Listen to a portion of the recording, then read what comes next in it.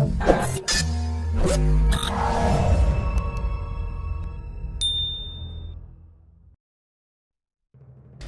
บายดีทุกคนมื้อนี้พาณิชย์จะมีเรื่องเล่าตำนานเกี่ยวกับพระเจ้าฟ้างุ่มซึ่งเป็นพระเจ้าแผ่นดินลาวองค์ทำอิฐที่ได้สถาปนาศาสตร์ลาวและเต้าโฮมแผ่นดินลาวขึ้นเป็นอาณาจักรที่ใหญ่ซึ่งเรื่องราวของพระเจ้าฟ้างุ่มจะเป็นแนวใดนั้นเดี๋ยวพาณิชย์จะมาเล่าให้ทุกคนได้ฟังในมื้อนี้แต่ก่อนจะไปรับฟังนั้นพาณิชย์ขอฝากให้ทุกคนช่วยกดไลค์กดติดตามให้กับพาณิชย์เด้อสมเด็จพระเจ้าฟ้างุ่มแห่งราชธรณีเป็นพระเจ้าแผ่นดินลาวองค์ทำอิฐที่ได้สถาปนาศาสตร์ลาวและได้เต้าโฮมคนลาวให้เป็นปึกแผ่นอยู่ในพื้นแผ่นดินลาวมีอำนาจอธิปไตยอันครบถ้วนที่ขึ้นชื่อลือนามว่าศาสตร์ลาวในปีค.ศ. 1353เป็นต้นมาพระองค์จึงเป็นองค์ปฐมกษัตริย์ซึ่งลูกหลานคนลาวทุกยุคทุกสมัยจำต้องเทิดทูนบูชายกย่องบรรพบุรุษที่ทนงองค์อาจและมีพระราชโอรส4 คนชาย2หญิง2ซึ่งพระโอรสองค์ละมีนามว่าพระเจ้าฟ้างุ่มเจ้าฟ้างุ่มประสูติในปีมะโรงในปีพ.ศ. 1859เป็นโอรสองค์ละของคุณผีฟ้าหรือเจ้าฟ้าเงี้ยวเมื่อเวลาพระเจ้าฟ้างุ่มประสูติออกมานั้นมีพระทนหรือแค้วออกมาพร้อม33เล่มพวกเสนาอามาตย์และราชมนตรีทั้งหลายเห็นดังนั้นจึงพากันคิดว่าเป็นคนเข็ดขวางจะแพ้บ้านแพ้เมืองจึงพร้อมกันกราบทูลพระราชาบิดาขอให้เอาไปไล่น้ำเสียเจ้าฟ้าเงี้ยวขัดขืนของการกราบทูลของพวกเสนาอามาตย์และราชมนตรีบ่ได้จึงต้องได้ทำตามกฎเตรียมธรรมเนียมบ้าน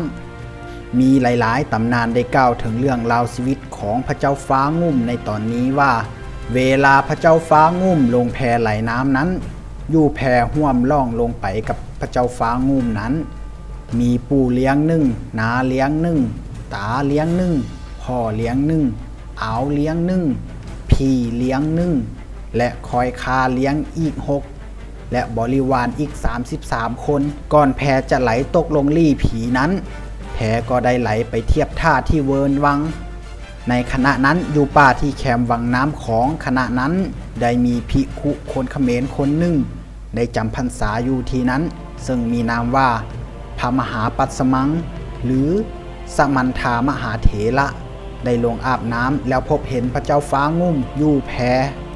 ก็เลยได้นำพาพระเจ้าฟ้างุ่มขึ้นกุฏิพระมหาปัสมังได้ทราบว่ากุมารน้อยคนนี้แม่นเสือเจ้าจึงได้สั่งสอนความรู้ศิลปะวิทยายุทธ์ต่างๆให้อันที่เฮ็ดให้พระมหาปัสมังนั้นคิดว่ากุมารน้อยองค์นี้คงจะมีบุญวาสนาก่อแมนเวลานอนหลับก็จะโกนเสียงดังคือกับเสียงดนตรีและไพเราะม่วน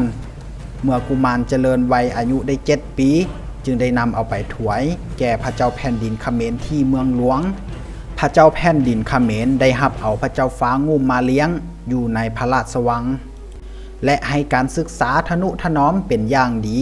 ทั้งสองเห็นความฉลาดลักแหลมของพระเจ้าฟ้างุ่มตั้งแต่ยาววัยพอแต่เจ้าฟ้างุ่มเติบใหญ่กาหน้าบานเป็นเบ้าพระเจ้าแผ่นดินเขมรก็มอบพระราชธิดาให้เป็นพระเทวีทรงพระนามว่านางแก้วเกณยาเพื่อผูกมิตรไมตรีต่อกันดนนานของ2แผ่นดินเจ้าฟ้างุ่มประทับอยู่เมืองเขมรดนนานถึง33 ปีมีบางตำราก็กล่าวว่า21 ปีเมื่อถึงปีพ.ศ. 1886เจ้าฟ้าเงี้ยวพระบิดาของเจ้าฟ้างุ่มได้เสด็จสวรรคตเสนาอามาตย์ทั้งหลายจึงได้อัญเชิญพระเจ้าฟ้าคำเหี้ยวผู้เป็นอาวของพระเจ้าฟ้างุ่มขึ้นเสวยราชแทนฝ่ายเจ้าฟ้างุ่มที่ประทับอยู่เมืองเขมรได้ทราบข่าวจึงกราบทูลพระพ่อตาเพื่อขอเอากองกำลังเขมรขึ้นเมื่อตีเอาบัลลังก์การที่พระเจ้าแผ่นดินเขมรมีความเมตตาเลี้ยงดูเจ้าฟ้างุ่มจนถึงขั้นพระราชทานพระบิดาให้เป็นเทวีนั้นก็เพราะประเทศของเขมรได้ประสบภัยจากการหุกหานของไทยทั้งประเทศเขมรก็อ่อนอิสรภาพลงนครสุโขทัยซึ่งเป็นเมืองหลวงของไทยในสมัยนั้น